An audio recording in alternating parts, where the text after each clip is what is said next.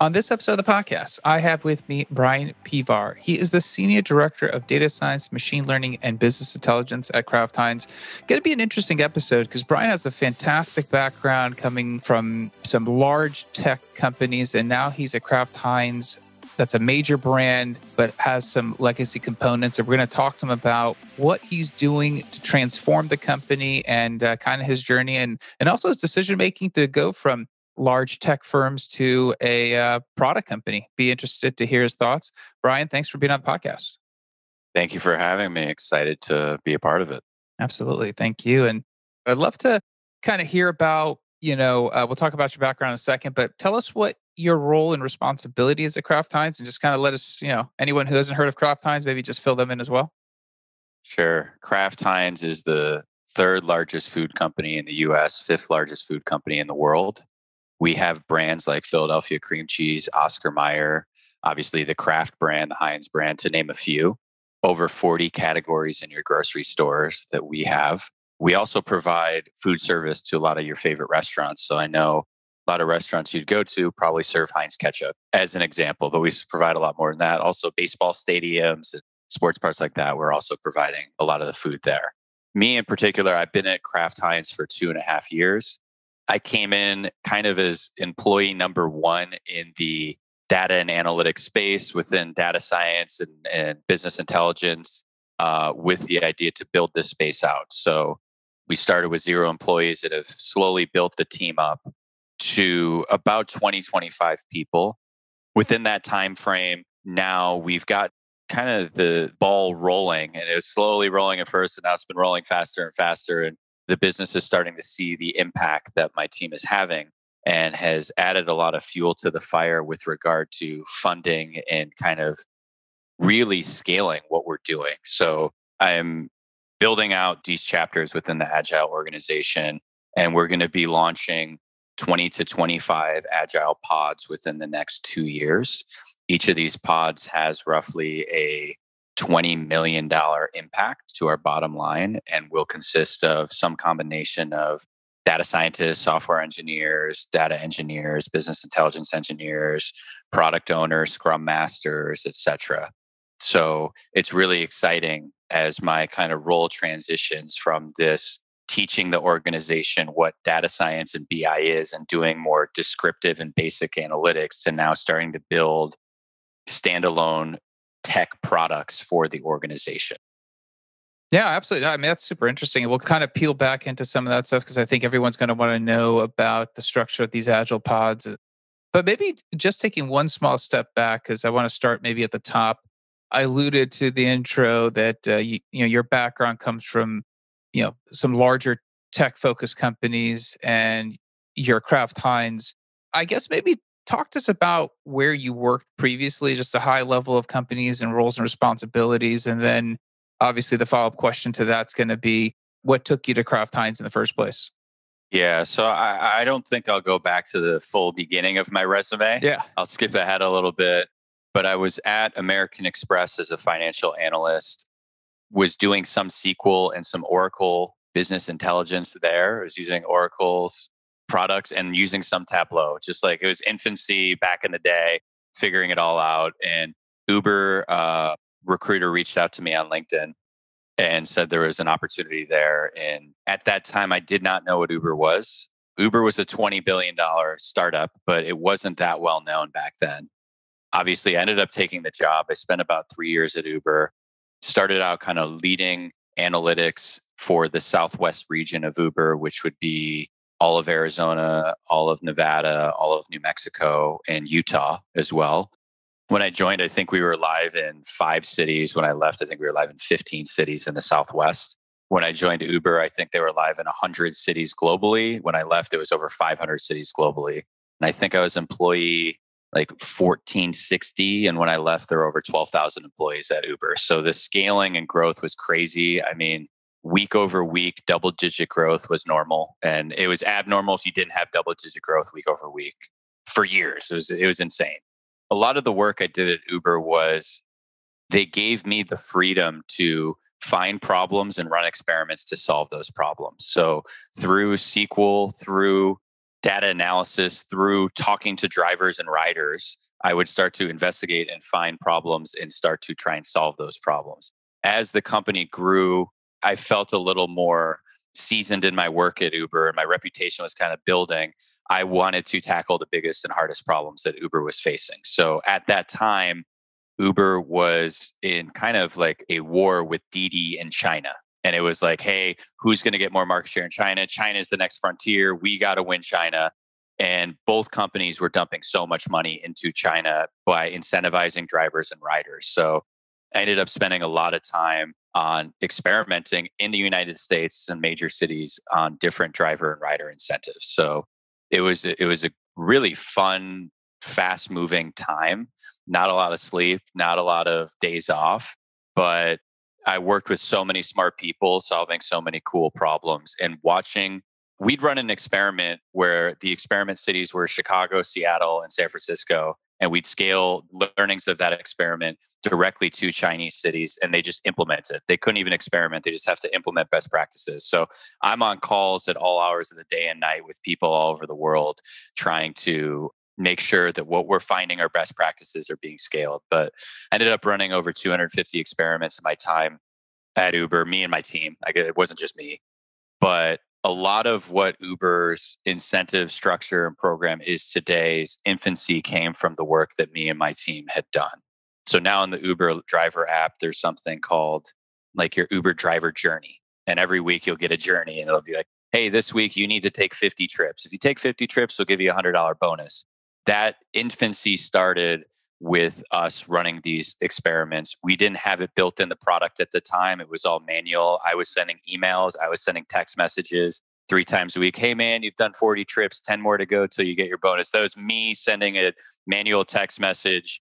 I had to handle all the customer support for it. Obviously now it's much more scalable and productionalized, but it was before they would add to the product, you had to experiment and prove it out. And we were just moving so fast. And I'm just touching the surface on some of the stuff we did. But time at Uber was really fun.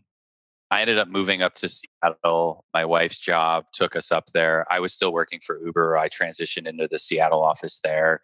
And there's just like a magnet in Seattle that it just pulls you to Amazon. There's like no way around it. Amazon is just a beast and their HQ is there. And ended up finding a role there at Amazon Restaurants, which is food delivery for Amazon. So think DoorDash, Grubhub, Uber Eats. Thought it was a great transition for me from Uber and rideshare to food delivery. Great transition there. I'd also now be leading the entire kind of data and analytics team. So data engineers, data scientists, BIEs, and business analysts. And we handled all things front end, back end reporting and analytics for all of Amazon Restaurants. The organization was a total of like 350 people for all of Amazon Restaurants. We made up about 15 to 20 of it. Amazon has an interesting mindset in that any business they start has to have a software engineering team and an analytics team. Those are like 2 cornerstones of any business that started. This business had been around for 3 years before I joined it. So it wasn't like it was brand new. And I was kind of backfilling for someone that had moved on to another role within Amazon. So it was cool. I liked my time there. I think, and I hate to use Amazon terminology, but I'm going to use a few. Amazon has a saying like one-way door versus two-way door. A one-way door is when you make a one-way door decision, there's no turning back. Once you make that decision, you can't undo it. The two-way door is you make a decision, you can undo it if it doesn't go well. And so the saying is like, if it's a one-way door decision, a lot of people need to sign off. You need to really think this through, test it. If it's a two-way door, don't waste your time getting sign off. Just do it. If it doesn't work, we can undo it. A lot of the quote unquote one-way door decisions within Amazon Restaurants data and analytics space had already been made. In one-way door decisions, what cloud provider do you use? How are we structuring our data warehouse? What data visualization tool are we using? Granted, Tableau is a great data visualization tool. I'm not saying I would have chose a different one, but those decisions were made and now you have hundreds of dashboards built in Tableau. You don't want to try and shift that over to Power BI or something else. It's just going to be a huge pain. So in my mind, I kind of thought of it as like Amazon Restaurants and data and analytics when I joined was 85 or 90% of the way there. You'll never get to 100%, but like they were close.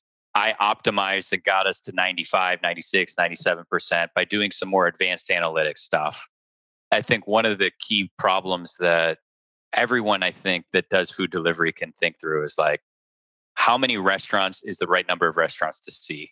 Like some of these apps have 500 restaurants. You're like, oh my gosh, there's 50 Italian restaurants. Which one do I choose? You almost get stuck spending 30 minutes trying to pick a restaurant. So that was one of these foundational questions they asked my team to solve is like, what is the optimal number of restaurants to see as a total? And then broken down by category, what is the right number per category to see? And so we worked a lot on that, which is to say, like, is it best to see 130, 150, or 180? It's still going to be good either way. In your head, you think 180 is best. So there is like a decline after a certain amount we found. But anyways, that was my time at Amazon a little bit. Why did I go to Kraft Heinz? As I think there were a few reasons. Number one, Amazon restaurants is a tiny sliver of Amazon compared to AWS and Amazon.com. So when my team moves the needle on revenue, increasing at 20%, decreasing expense by 15%, my pay and how I feel is partly determined by the stock price of Amazon. Amazon restaurants doesn't really move the needle on the stock price. AWS and Amazon.com and stuff do. So then I thought, okay, maybe I'll transition to another role within Amazon. Where would I want to go and why? Amazon Go was cool. Amazon Prime Air, Amazon Video, I thought were all kind of up and coming cool areas to go into. And I interviewed and talked through that and was just kind of at that point. It was about 2 years in at Amazon and just kind of thinking through where did I want to go next.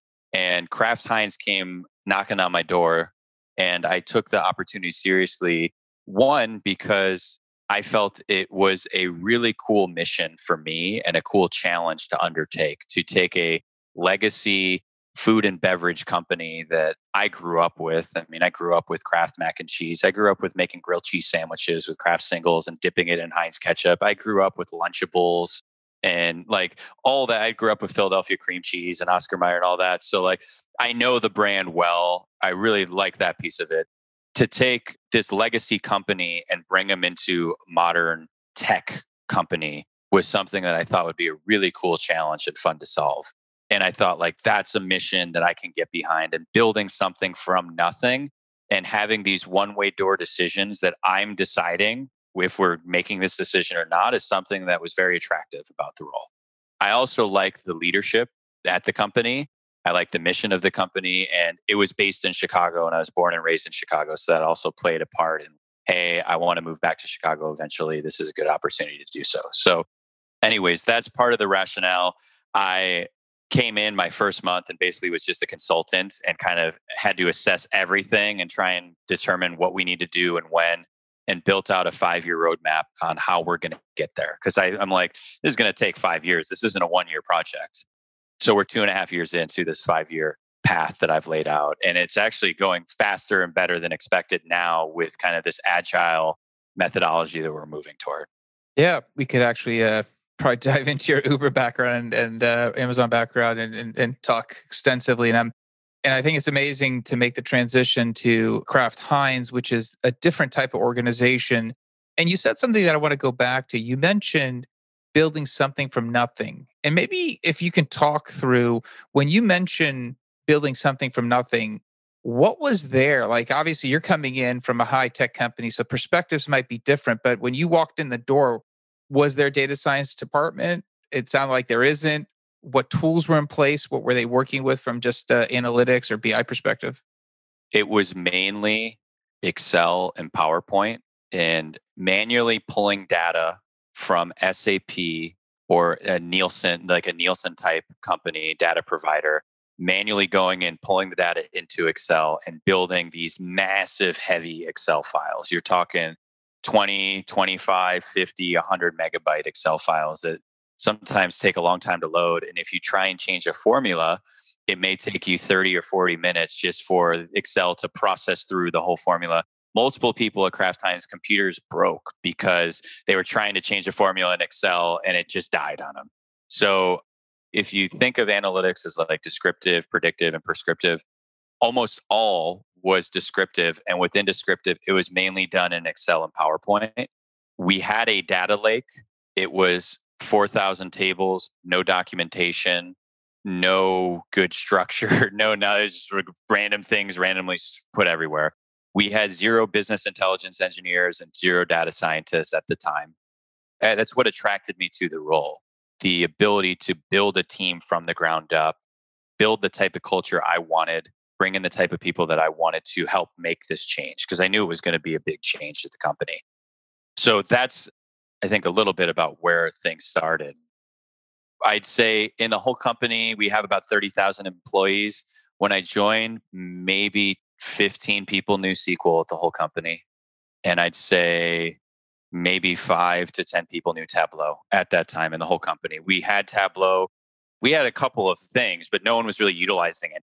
So it's just like we had a few tools. You can use SQL in the data lake, but like no one even knew what SQL was really at the time. So that's a little bit about where it started.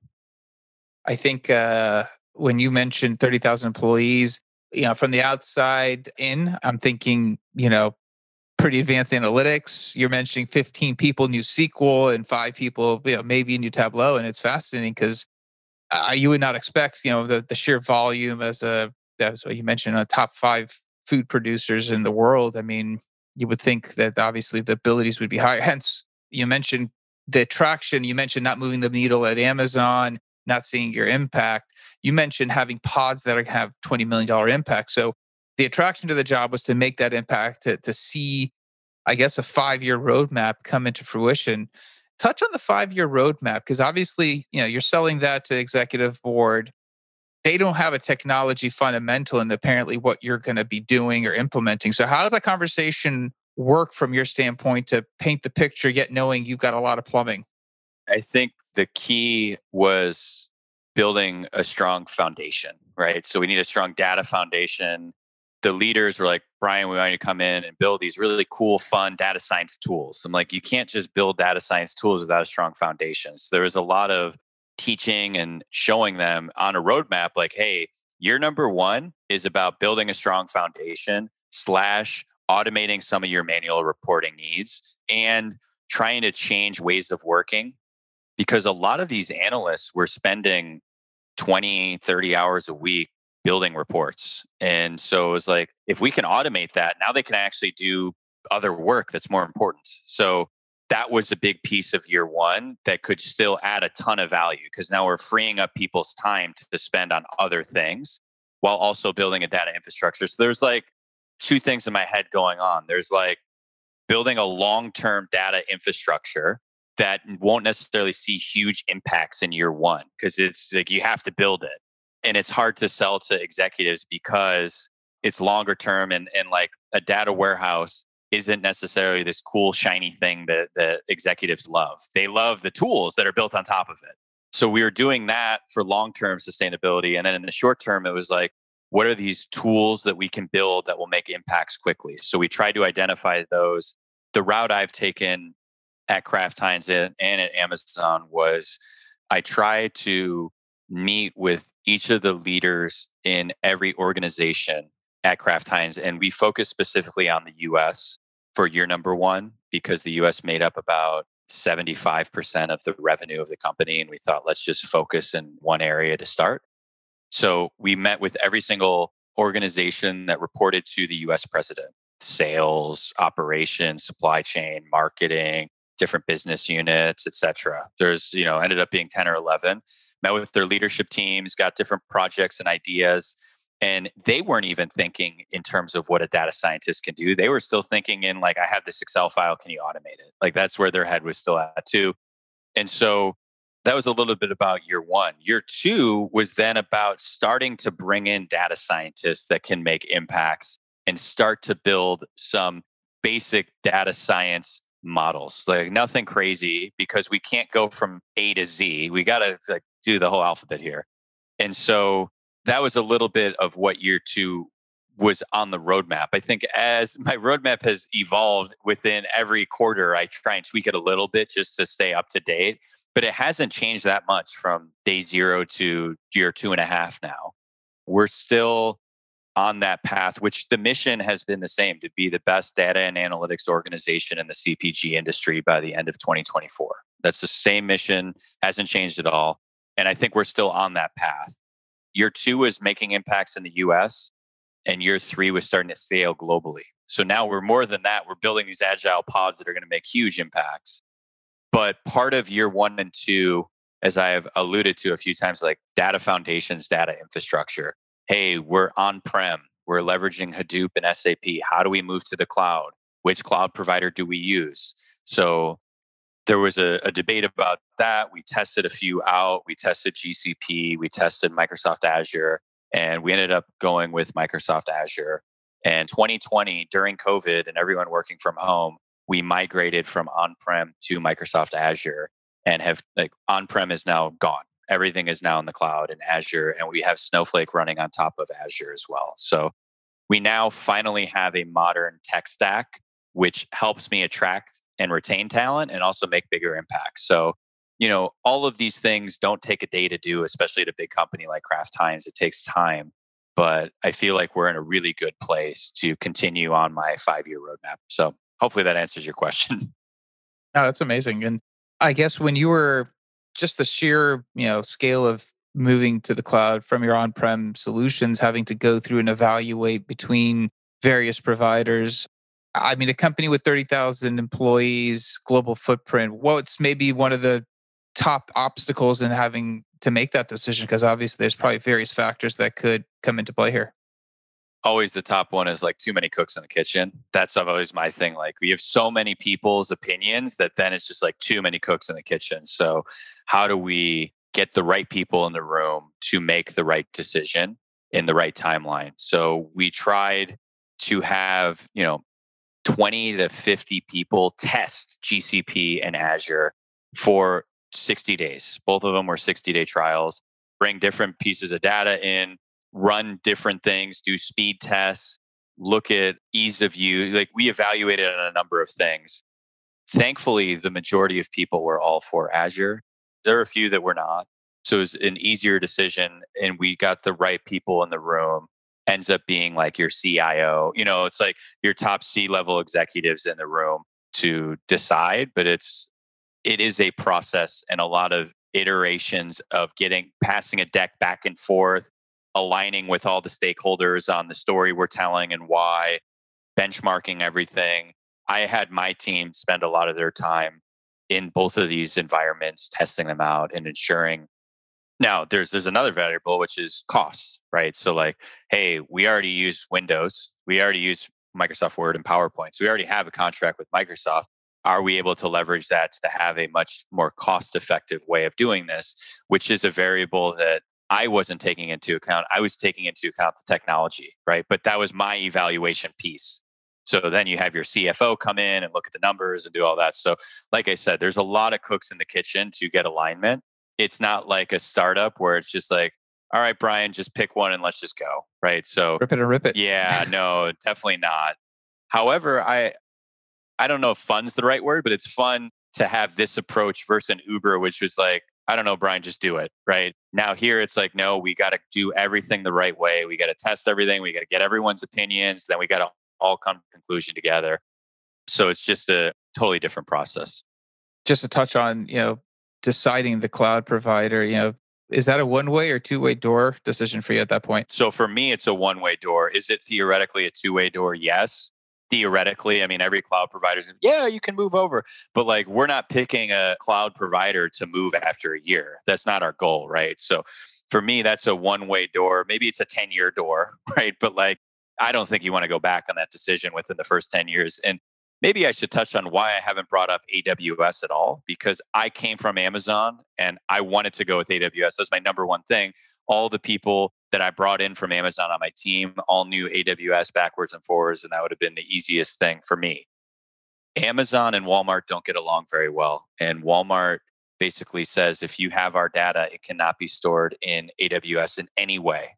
So we work very closely with Walmart. We're one of their better customers. And we wanted to make sure that we didn't do that. So that kind of took AWS off the table, or it made us say, do we want to keep Walmart's data somewhere else and keep everyone else's data in AWS? And that decision was quickly like, no, we want to have everything in one place. To add to that, I've talked to a lot of other similar people to my role at other CPG type companies and how they've structured stuff, some companies do have two or three different cloud providers. Like that is not unheard of to do. We just said for easiness, let's just try and have Azure be our primary where 90 plus percent of data is kept. I don't want Walmart off on an island somewhere else. So that was the thought process there.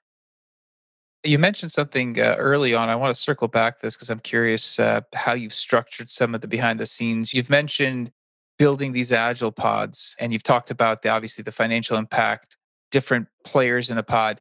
I guess maybe can you describe some of the thought process? I mean, what are these agile pods supposed to do? Obviously, seems like you're kind of building these self-contained teams rather than vertical teams. I guess maybe some thought process, and that would be great. Yeah, it's kind of a big shift for our company and a way we think we can align really good tech talent to all be focused on one thing with 100% of their brain power. So the way we've structured it is, and I'll use data science, our quote unquote data science chapter as an example. So I have a data science chapter right now. All of the data scientists hardline report to the data science chapter. So they report to a data science manager who is their manager. That manager will help them with career development, will help them with if they get stuck coding, will help kind of do different trainings and learnings for them with regard to data science, will help do team happy hours and fun data science team activities. So we're getting all the data scientists to bond and become friends. However, day to day, you're in your agile pod working on that big kind of project. So we're not doing much of the quote unquote project management or checking in and making sure that, of course, if you're not working hard or you're not doing a good job, I'm going to hear about it and try and coach you along the way. The thought process on this is we want to change our ways of working to be more like a tech companies, and we have this big digital transformation that's happening at the company, and we've kind of identified 5 or 6 buckets that we think are really big opportunities for Kraft Heinz to make impacts in this digital transformation. Within each of those 5 buckets is around 5 projects that we think each has very big price tags in terms of how much money we can save or make the company. So we have roughly 25 off the top ideas and projects. And now it's like, how do we spin this organization up in the right way and then scale it? So it's kind of like the crawl, walk, run mantra is what we're using right now, that we're still kind of crawling in that we have 3 pods launched. We're launching 2 more in the next 3 weeks. So we'll be at 5. We'll launch 2 more around July or August. We'll be at 7. And by the end of next year, we want to be at 20 or 25. So we're going to have to start walking and running quicker. The long-term idea is like, if you have this pod that has software developers, data engineers, data scientists, BIEs, product owners, scrum masters, subject matter experts, you get these 10 or 12 people and they're working really well together and they're building cool things. And then they build a product and it's making an impact. Now I can take them and put them on a new problem to solve, to build a new product. And they've all worked together already. They're all kind of clicking. And we can start to now move these pods around in 12 or 18-month cycles to keep working on these crazy, awesome projects. And what we found so far is as one pod is solving this problem, it's actually opening up more doors of problems that needs to be solved. So like we've started on 3 different areas. Marketing is one, with more personalized digital marketing. Supply chain is another one, which started with inventory optimization for ourselves. And procurement is the third one. Basically, how do we get all of our raw materials for cheaper? I'm vastly oversimplifying.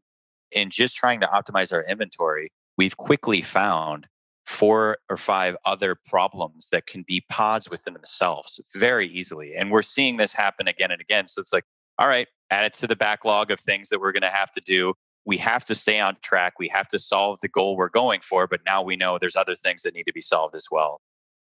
It makes sense because you are trying to tackle these business problems, marketing, supply. I mean, these are for Kraft Heinz. I'm assuming supply chain is massive. Procurement itself is just a massive area. Well, I was listening to you. It took me back to your original story about Uber and being responsible for texting people yourself until it got automated. And I started thinking like, there's these structured areas he needs with these dynamic teams he's building out. And then how they operate, I wonder how differently they must feel to him because you're coming from these modern tech companies where it's like, hey, just go, one way, two-way doors, go, go, go, text them yourself. And all of a sudden at Kraft Heinz, a large public entity with a larger, footprint in different ways, right? How do you change the decision making process for you, for your teams, and how does that work within that ecosystem? So I think we're trying to build out this digital organization that has a different thought process, strategy, and mindset. And it starts with leadership, obviously, right? It starts with us as leaders pushing that mindset down, but it's also bringing in the right people that have that mindset too.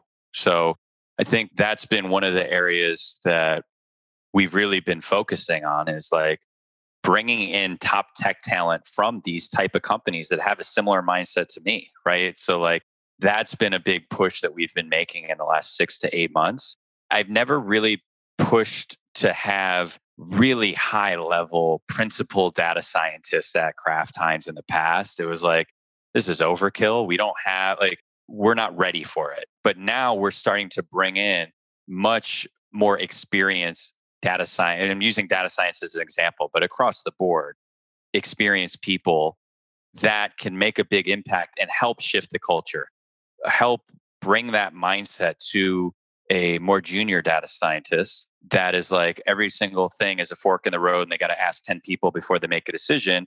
If your principal data scientist says, dude, just go with your gut, choose A and go. And then in a week, we'll all meet and review it anyway. So we're on 2 week sprints. We're doing sprint reviews in these 2 week cadences. So really like it's go, go, go for 2 weeks. Then we'll review, make sure that what you did the last 2 weeks is okay. And then you'll plan for the next sprint and go again. So I think that's helped in changing the mindset. And we never did sprints previously at Kraft Heinz like this as a company. So I think doing these sprint reviews helps. In the sprint reviews, you have the kind of executive sponsor from that part of the org. So for supply chain, we'll have like our head of supply chain, for procurement, the kind of head of procurement. And the data scientists will speak for 5 or 10 minutes about their model, what they've done, the methodology. They'll present about it. And I've never once heard, dude, why the hell did you do that? We went the wrong way for 2 weeks. This is crazy and terrible. Like nothing ever like that. And I try and push this to people. It's a learning experience. We're constantly iterating and evolving and growing, and that's okay. So that's part of the way we've been trying to do it. And the hope is like this mindset and methodology in an agile kind of sprint fashion will continue to evolve and grow and potentially rub off on other areas of the business as well. But we're like, let's not tackle the whole company. Let's tackle our little area of the company first and then potentially scale it from there. Yeah, they're getting the data they need and they're seeing the right trajectory. The buy-in's obviously a lot easier. When you're looking yourself at, I guess maybe go back to 2.5 years ago when you first joined, you come in, you're still looking at, Excel and formulas and there's barely a footprint. And you're looking back at the 2.5 year journey. Would you do anything differently? I mean, you obviously have a 5 year plan. It seems like it's executing on track, but anything that you potentially learned that you go back and do slightly differently? Yeah, I spent some time on trying to work with HR to scope out job descriptions and banding and pay structure early on. But I think I would have spent more time and fought that fight harder back then. What I found was it was hard for me to hire the people I wanted from these big tech companies because they pay so well. And there's never been a business intelligence engineer at Kraft Heinz. So I'm creating a new role at the company. I know what it is, you know what it is, right? But when I'd hear back from HR, here's the pay band, like, no, man, this isn't enough to really find the level of talent I wanted. So I think with this digital transformation, we are like basically blowing up the old comp model and rebuilding a comp model for each of these roles that is the right comp model to have. And it is allowing us to now bring in the top talent. And I'm saying that because to me, I think people is the most important thing. If I get the right people, I can make big impacts. We can come up with great things. But if I'm not able to attract top talent, it's going to be difficult for me to make as big of an impact as I'd like to. So I'd say that's the one thing I would change is kind of trying to build a better comp structure. And it wasn't that I tried. I just kind of like didn't fight the fight hard enough. It was like, oh, this should be X. And they're like, no, it's X minus Y. I'm like, no, it needs to be X. And then it's like, all right, screw it. We'll just go with what you guys said.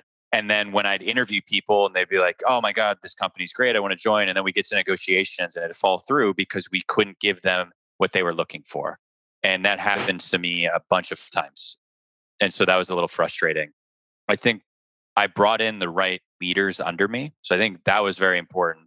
And I wouldn't change that at all. I think it was more acquiring the top talented builders that we got great people. I don't want to say anyone on my team is bad, but like there were a lot of people that I saw, I had them, we interviewed them, they were ready to join the company, they were sold on the vision, and it just fell through in the negotiation process because we couldn't band these better. So that would be the one thing I think top of mind I'd change.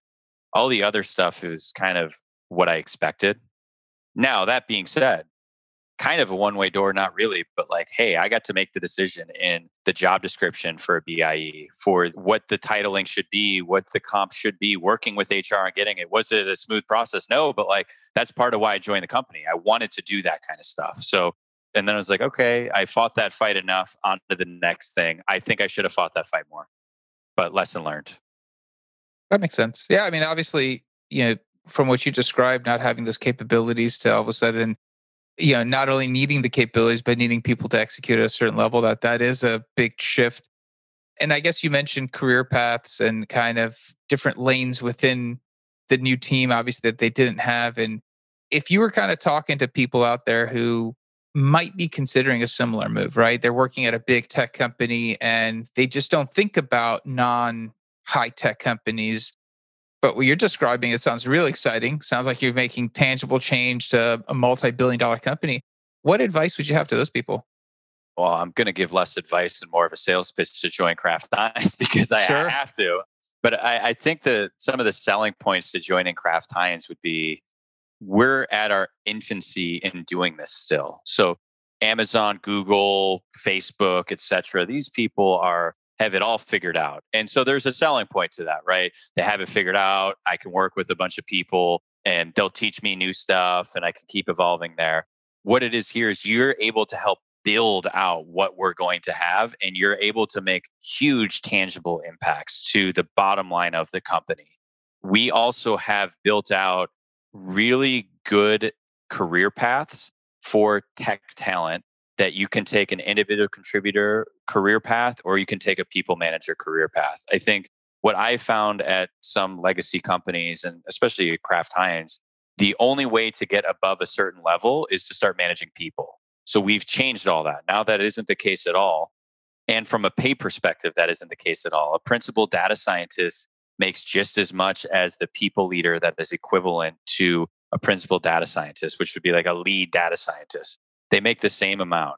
I also think because we're at our infancy, there's so much opportunity for growth and impact that you're going to have a much faster road to promotion and faster road to making an impact than you would at one of these big tech companies because these big tech companies, and I alluded to with Amazon, are already 90% of the way there. You're just trying to get to the last 10%.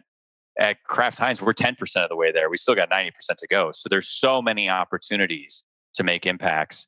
And lastly, like we got a great group of people, a great diverse team that it's an opportunity to join and add to the culture of the team where it's not like, holy crap, you have 500 data scientists. I'm just a number. Like, no, we're not that big right now at all. You can still help shape what our team becomes and how Kraft Heinz is going to evolve. So every time I talk to people, they always get very excited about it because it is a really cool opportunity. And it's like a brand and a company that you grew up with. So all of us grew up with, right? I think we have 99% household penetration. We're in almost every house in the United States. One of our products are. So it's a company, and a lot of the people on my team were not born in the United States, and they still knew Kraft Heinz and had a product of Kraft Heinz in their pantry. I've heard a few people that said, I moved to America, and one of the things that brought me back to home was Heinz ketchup. I had Heinz ketchup in my home country. I went to the grocery. I didn't know what anything was, but Heinz ketchup was there. And that made me feel like I was home again and was a taste of home. It's like, that's awesome.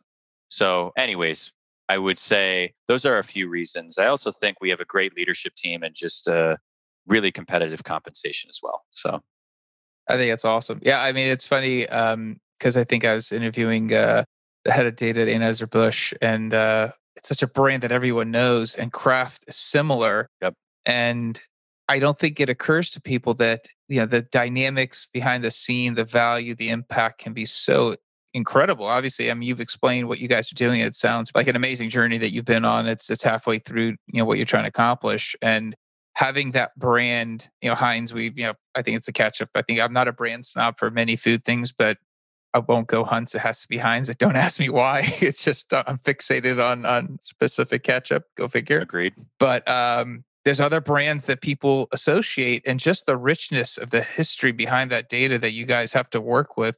I mean, somebody with your background, it seems like it's a playground of just what you can do. And obviously, I'm sure on the 5-year roadmap, there's going to be some things that you're focused on that are going to kind of be game changers for the organization. 100%. And I think that you just hit it on the head. Like there's still data that we're just scratching the surface on and what we can even do.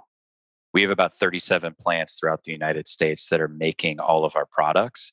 And there is a ton of data that comes from all those plants. And are we fully utilizing all of it? No, we're not. Right. So there's tons of opportunity just in that data alone, which is our own data, to make massive impacts to the business from, how many Capri Suns come off the line every hour to, electric use of each of the plants to trucks that are picking up our products and moving it to different warehouses and distribution centers. There's so much intricacy into our vast supply chain as the third biggest food company in the US that we're still scratching the surface. And that's part of what makes this really fun for me too, is like, I feel like we're 10% of the way there, not 90% of the way there. But even that 10%, we were at 1% 2.5 years ago. Now we're ready to just, shoot to the moon, basically. Awesome, man. I think it's a fantastic journey. I hope, my hope for the podcast, the takeaway is that people realize that there's opportunity everywhere, and it's really what you make of it. In a case where what you've described, what you're doing at Kraft Heinz, I think you're in, if we do a follow-up podcast in 2 years, I think you'll be talking about some things that I think might blow all of us away in terms of what you've accomplished. And I certainly think you'll do it. And I appreciate you being on the podcast. Yeah, thank you. Appreciate you having me. And if anyone is interested, feel free to hit me up on LinkedIn. I'm very active on LinkedIn. And it's just my name, Brian Pivar on LinkedIn. So would love to hear from anyone, good or bad, fan, not fan, interested, not interested, just build out the networking community. So thank you so much for the time. Appreciate it. Absolutely. Yeah. We'll include your LinkedIn into the show notes. So yeah, please reach out to Brian with anything following up. If you want to see if there's an opportunity at Kraft Heinz for you, he's the guy out there on the data team. Otherwise, that's it for this episode. We'll be back again with another show, with another guest, another topic. 2 things. If you're finding value from the podcast, please, share it. I think we're getting a lot of organic growth. It's exciting. Obviously, you guys are sharing it. That's kind of the driver. So I appreciate that. And secondly, if there's something you want me to talk about, if there's a subject, a guest that you want me to find for the show, please hit me up on LinkedIn. I can do that. Until next time, thanks.